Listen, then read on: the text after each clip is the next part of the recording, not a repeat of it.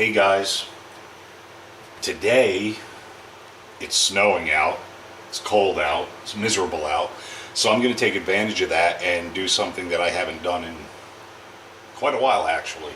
I'm going to make some homemade butter. Very healthy, well, as healthy as butter can be, I guess. And I'm going to make garlic chive butter. So I have this old churn, I guess you could call it, to mix it until it, turns into butter, the whipping cream that is. But I've never used this to make butter, and the reason why is it looks like the paddles are soldered to this vertical shaft, and I'm sure that back in these days it was made with lead. So this is more of a decoration now than a useful item, only because I have enough problems without lead-induced psychological issues.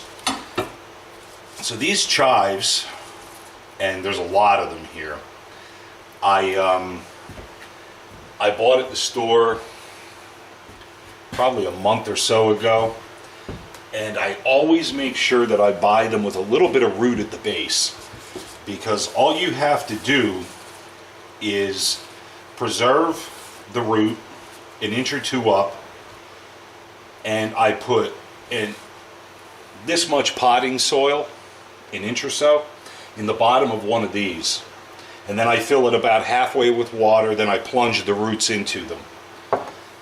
And 24 hours you can see them actually starting to grow, and they'll grow for quite a long time, and they'll grow very well. So that's where these came from.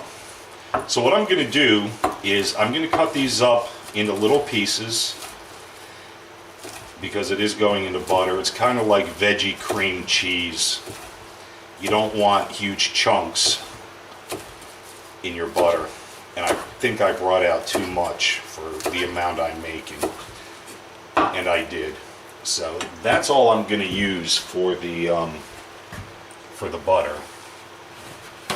And I'll put these aside and save them for something else later. And I really want to get these chopped up. Like I said, I don't want big chunks of chives in the butter. I'm looking for the flavor more than anything. And since I grew these myself, I know that there's nothing weird in them. Obviously, they haven't been sprayed. But we're going to go with that. And the garlic, I use garlic powder on a lot of things. And yes, I did wash my hands. I use garlic powder on a lot of things. I keep it handy. It's good on ice cream, cupcakes, cereal, but not for this.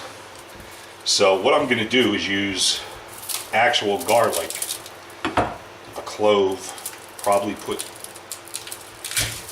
it's tough. Probably just going to need one clove for this, because again, I'm just basically looking for the flavor. I don't want to be crunching on this stuff while I'm eating my toast with butter on it. I'll clean that up later. So the easiest way to get the skin off of the garlic is just kind of smash it, and then the skin usually peels right off like that. And I'm going to mince this up pretty good too with the knife. And then the secret is I'm going to cook this ever so slightly. And I do mean ever so slightly. And I'm not cooking it in oil or anything like that. I'm going to cook it in water. And I'm out here in my new kitchen shop kitchen. And it's really working out well, actually. I made some beef jerky yesterday out of a nice cut of Angus steak, and I made that sweet and spicy crushed red pepper, and some brown sugar. Okay, so this is all it's going to take to flavor up this. And by the way, this is just a pint of heavy whipping cream. I have it's bigger than a pint. I'm not even sure what size it is, but it's a wide mouth ball jar with a plastic screw-on lid. And this is where the butter will live until we use it all. And the only other ingredient that I put in this is just a tinge of pink salt, Himalayan pink salt. And I mean like a quarter of a teaspoon. Too much and it's not cool. So here's that Crux, Croy, whatever it is that I bought on Amazon. I'm going to put in a splash of purified spring water. Not much at all, because that's going to go away while this cooks with the chives and the garlic. And then I'm going to put the chive and garlic in here. And then I'm going to cook this up usually until the water is gone. So this may take a minute or two. Although it actually works pretty good, this little cooker thing. So we're going to give this a minute or two to do its thing, and we'll be right back. Alright, so this is cooked up. The water is all but gone. And primarily the reason that I cook this is to soften up the scallions and the garlic. I don't want, like I said, crunchy things in my butter. So now I'll just throw these right in the jar. Okay, that's done. So we're going to put the whipping cream in now.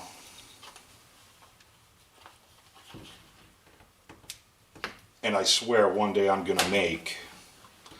I know people have said that they can make this in a blender on low speeds and so forth, but I've never tried it. It does take a little bit of time. And make sure you have a jar or whatever you're going to make this in that's tight. Because now you're going to have to shake the living bejesus out of this for quite a while. 10 minutes later. Okay, so I've been agitating this, which I'm good at, just ask my wife, for about 15 minutes now. And you can see it's starting to thicken up pretty well, but we still have some more to go. Okay, so it's been about 20 minutes shaking this around, and you can see, man, this is awesome. One thing that I need to say is when you fill up whatever vessel you're using to make your butter in, leave about an inch and a half of headroom, because this stuff agitates, fluffs up, and it's going to fill the container.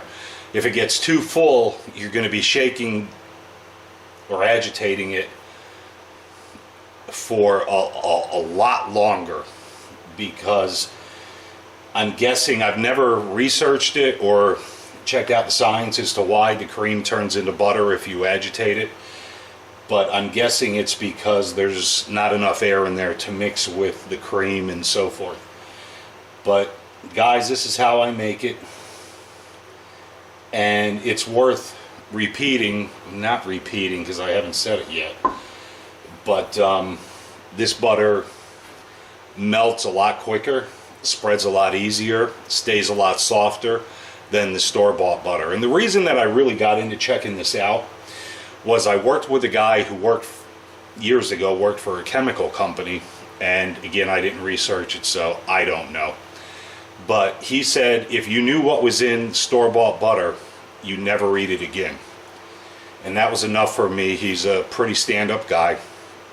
So I did a little research, figured out how to make my own, and I definitely don't do it often enough, but yeah, and once it's in the fridge and cools down, this is gonna be, and I can smell the garlic in it, so maybe that means there's too much.